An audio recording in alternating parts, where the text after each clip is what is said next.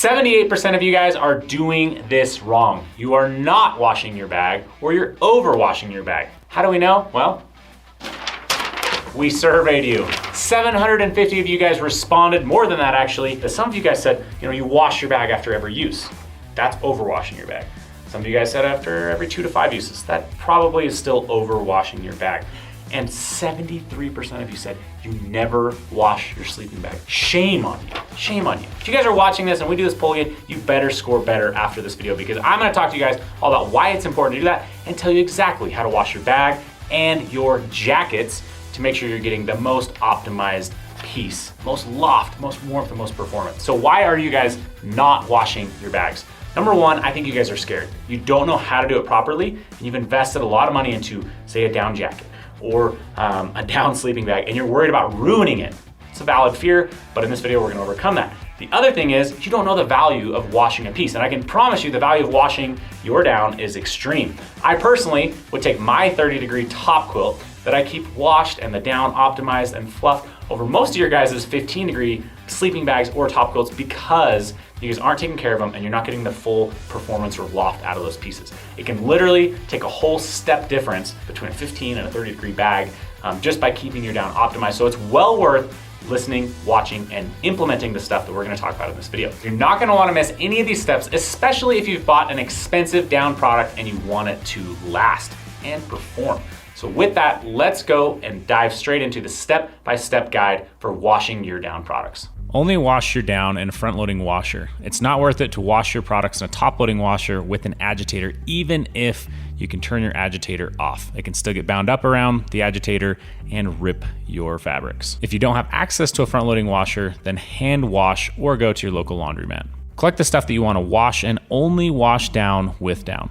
Never merge with other types of items. Washing with a pair of pants would create excessive amount of compression and agitation on your down products. Put items in washer, place on the most delicate cycle possible with cold water. Wash with the down wash product, something like Nick Wax Down Wash. Once the cycle is complete, if your down is compressed and saturated, hang dry for 4 to 8 hours in an open area. This makes sure the dryer doesn't shift the down while it's still wet and heavy. Once the product is more dry, not dripping or beating up when you compress it with your hands, move to the next step. Dry in a dryer on a delicate low heat setting with 2 to 3 dryer balls or clean tennis balls to break up any down clumps. Repeat the dry cycle more times if the bag still feels damp. It's hard to get your product completely dry in a dryer, so hang dry in an open area for another 24 hours to make sure that it's 100% dry. If you're needing to hand wash, fill a bathtub with 4 to 6 inches of warm water.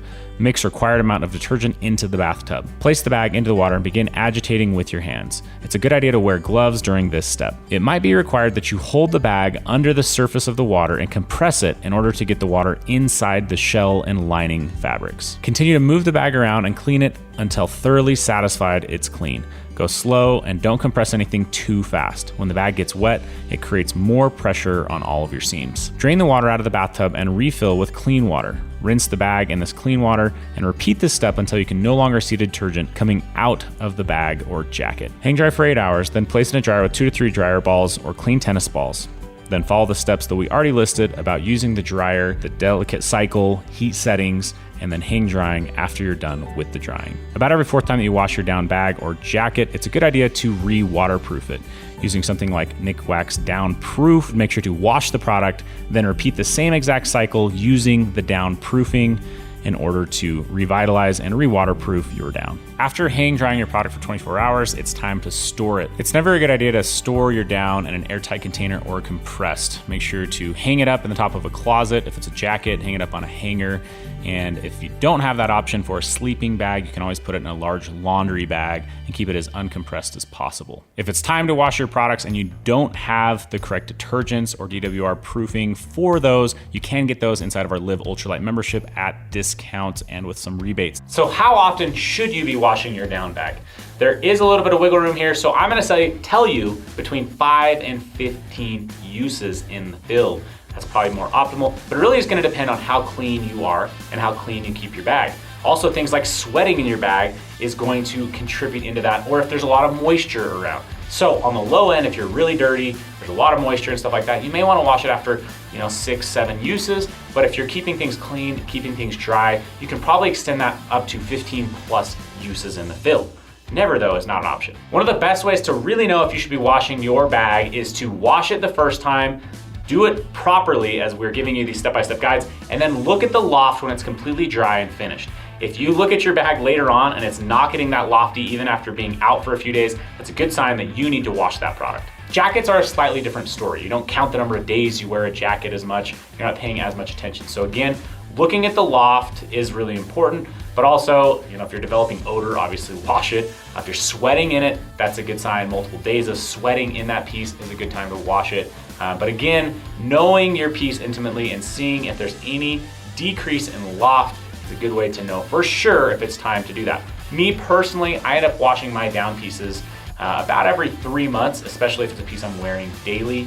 If it's a piece I'm not, sometimes you can get away with, twice a year or something like that, minimal, if you're just using it on trips. All right, guys, I hope you learned something and I hope you put this into practice. I know I'll be putting it into practice as I gear up to go run the Grand Canyon rim to rim to rim, as well as spend some time on the Appalachian Trail. In other words, we got some great content and some great trips planned, so make sure you're subscribed. If you want more information of what not to do with your expensive down sleeping bags, click this video right here and go check that out. With that, we'll see you guys out on the trail.